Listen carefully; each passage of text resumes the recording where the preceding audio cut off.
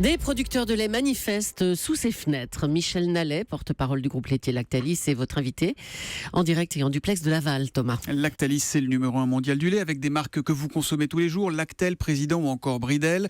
Lactalis qui collecte plus de 20% du lait français, c'est dire si le groupe est puissant. Bonjour Michel Nallet. Bonjour monsieur. Alors le problème est simple, ces producteurs vous accusent, vous Lactalis, de les étrangler en achetant leur lait à des prix trop bas. Est-ce que vous êtes prêt peut-être à faire un effort et acheter ce lait un peu plus cher ?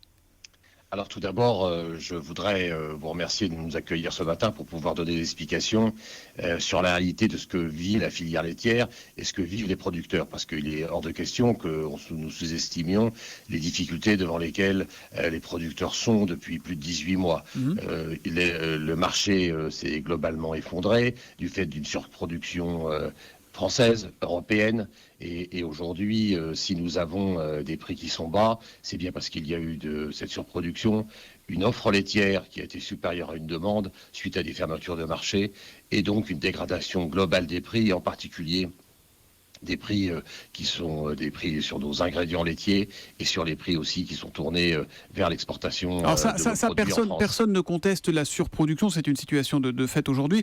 Mais aujourd'hui, ils disent que vous achetez les 1000 litres de lait 10 à 30 euros de moins que vos concurrents français. Alors est-ce que vous êtes prêt à faire un effort ? Alors sur ce problème de prix du lait, il ne se traite pas bien entendu à travers les médias.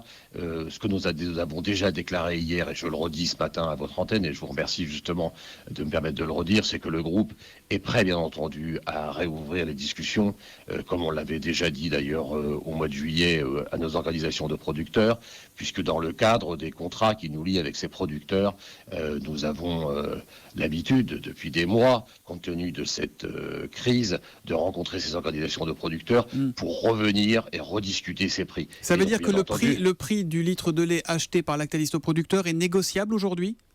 Bien entendu, et de toutes les façons, aujourd'hui, le prix du lait de juillet et août ne reflètera en rien le prix qui sera payé sur l'ensemble de l'année 2016. Ça veut dire quoi, que là, ce matin, comme ils sont tout près de votre usine, vous allez les recevoir dans 1 heure, dans 2 heures, vous mettre autour de la table et dire voilà... Pour le moment, je n'ai pas les modalités exactes des rencontres qui pourront avoir lieu, mais nous n'avons jamais fermé notre porte.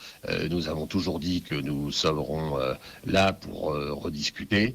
Maintenant, il faut aussi comprendre que l'on se trouve dans un marché, que la réalité de ce marché est aujourd'hui très compliquée, je le redis, et que nous avons des concurrents européens qui payent depuis 1 an, 18 mois, un prix du lait aux alentours de 210, 220, 230 en fonction des pays, donc dans des niveaux de prix bien inférieurs encore à celui, 220 euros les millilitres, pardon, excusez-moi. Et encore une fois, vous avez aussi des concurrents français, Danone, Sodial, Bell, qui eux achètent plus cher. Il y a un problème...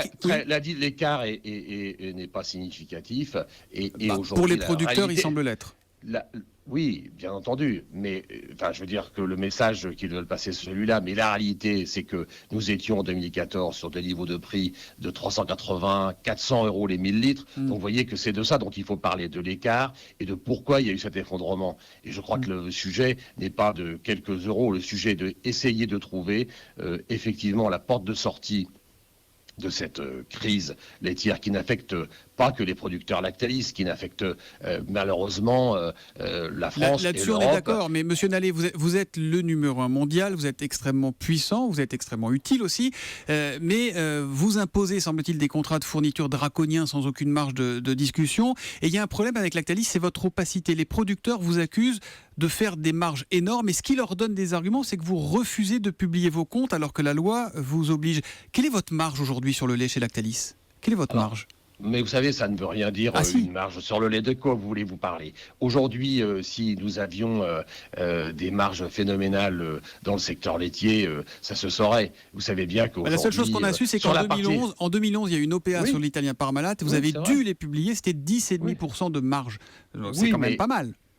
Oui, tout dépend aussi du résultat. Vous savez, on ne pourra pas aller dans le détail de ces comptes qui ont été publiés en 2011, mais la réalité, c'est que c'est pas parce qu'aujourd'hui des entreprises arrivent à se développer sur le plan national ou sur le plan international qui se trouvent obligatoirement dans des situations de marché qui sont favorables. Et c'est bien de ça dont il faut parler aujourd'hui. La situation du marché est difficile. Comprenez-moi bien, Michel Nallet, il n'est pas honteux pour une entreprise de gagner de l'argent. Au contraire, c'est plutôt une bonne nouvelle. Mais ce que les producteurs ne comprennent pas, et là ils ont l'impression, sans faire de jeu de mots, que vous faites du beurre sur leur dos, c'est pourquoi vous ne publiez pas, pourquoi vous n'êtes pas plus transparent comme la loi vous l'y oblige. Vous ne respectez pas la loi là-dessus. Et ça les énerve. On a un problème de liaison. Non. Ça y est, nous sommes à nouveau l'antenne. Oui. Non. Donc vous ne respectez. Je disais, ce qui agace prodigieusement les producteurs, c'est qu'ils ont l'impression, sans jeu de mots, que vous faites votre beurre sur leur dos en ne publiant pas vos comptes, alors que la loi vous y oblige. Vous ne respectez pas la loi. Pourquoi ? Alors aujourd'hui, cette loi Sapin 2 qui va être rediscutée au niveau des parlements fin septembre va amener d'autres éclairages par rapport à ce sujet. Le groupe Lactalis est en France, est un groupe français, son siège est à Laval. Qui ne respecte pas la loi française aujourd'hui. Voilà. Non, monsieur. Aujourd'hui, vous payez une amende de 1 500 € pour ça. Oui, mais aujourd'hui, le groupe souhaite rester discret sur ses résultats. Maintenant, s'il y a des obligations différentes, le groupe respectera la loi. Un certain nombre d'élus l'ont déclaré d'ailleurs à l'Assemblée. Ils ont vu les comptes du groupe Lactalis à Bercy. Et donc ça signifie que le groupe Lactalis paye des impôts en France, ce qui au global est plutôt une bonne nouvelle pour l'économie française. Oui. N'oubliez pas que nous employons aussi sur le territoire français plus de 15 000 personnes.